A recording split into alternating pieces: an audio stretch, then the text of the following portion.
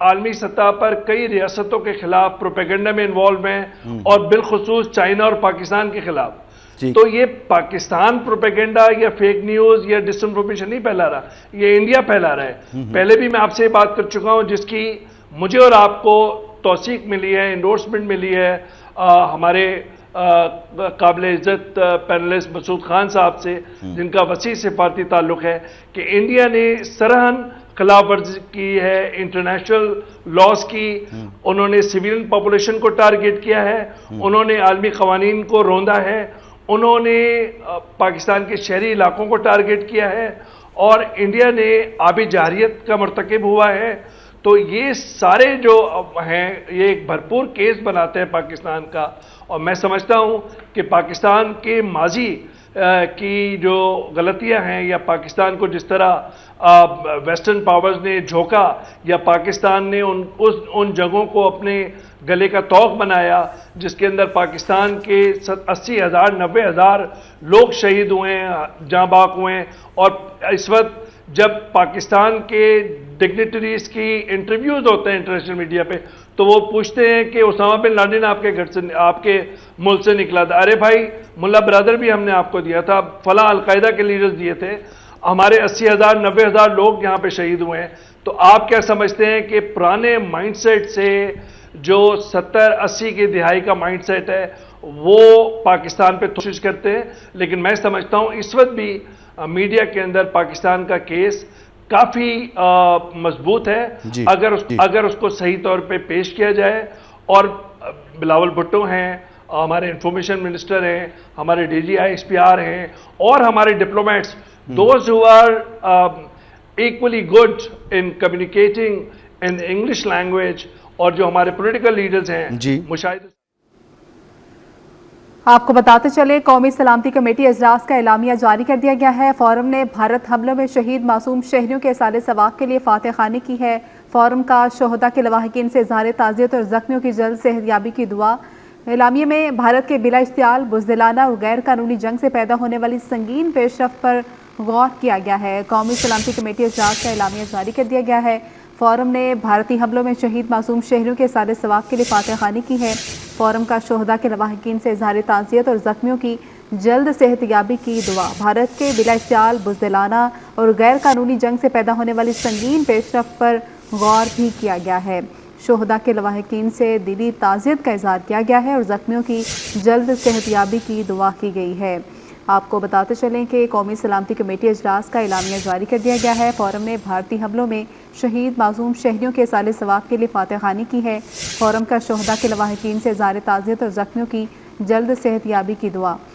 اعلامیے میں بھارت کے بلا اشتعال, بزدلانہ اور غیر قانونی جنگ سے پیدا ہونے والی سنگین پیش رفت پر غور بھی کیا گیا ہے. سیکیورٹی کمیٹی کا اجلاس وزیر اعظم شہباز شریف کی زیر صدارت جاری تھا, اور جس میں ملکی سیکیورٹی صورتحال پر اعلیٰ سطح کی مشاورت جاری تھی, اور اس میں وفاقی وزراء, تینوں مسلح افواج کے سربراہان اور مشیر قومی سلامتی شریک ہوئے. اب یہ اعلامیہ جاری کر دیا گیا ہے. قومی سلامتی کمیٹی اجلاس کا اعلامیہ جاری کر دیا گیا ہے. فورم نے بھارتی حملوں میں شہید معصوم شہریوں کے اصالِ ثواب کے لیے فاتح خوانی کی ہے. فورم کا شہداء کے لواحقین سے اظہار تعزیت اور زخمیوں کی جلد صحتیابی کی دعا.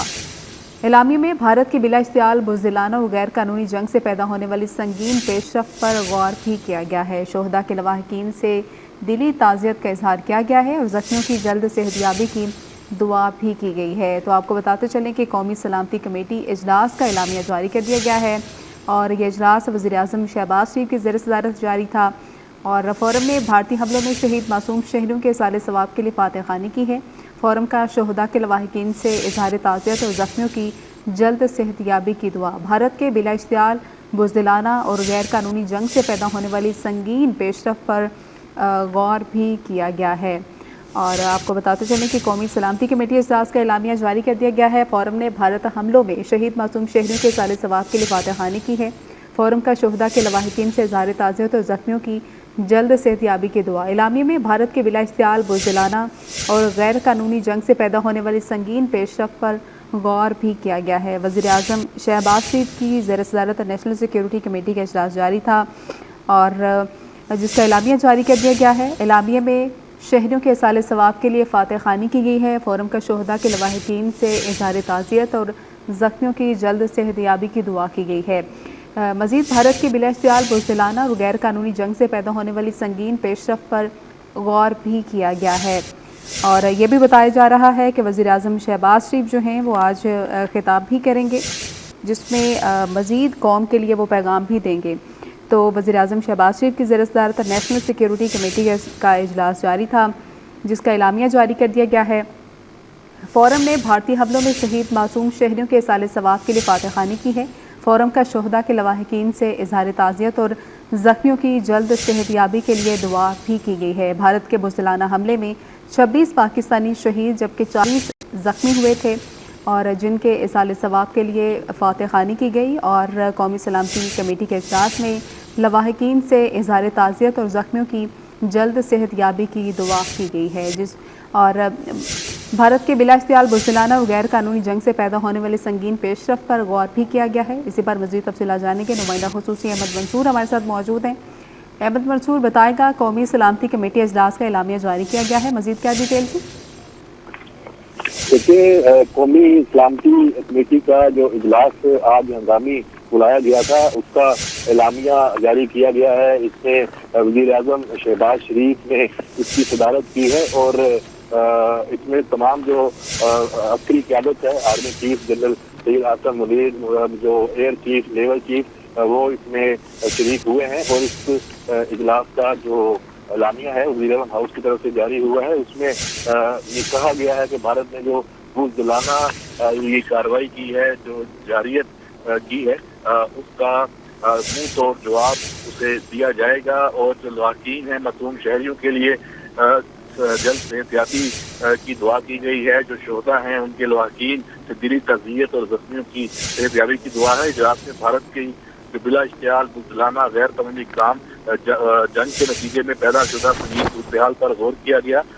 6 اور 7 مئی کی درمیانی شب بھارتی مسلح افواج نے پاکستان کے خود مختار علاقے میں متعدد مقامات پر مضبوط میزائل، فضائی اور ڈرون حملے کیے، جن میں پنجاب کے شہروں سیالکوٹ۔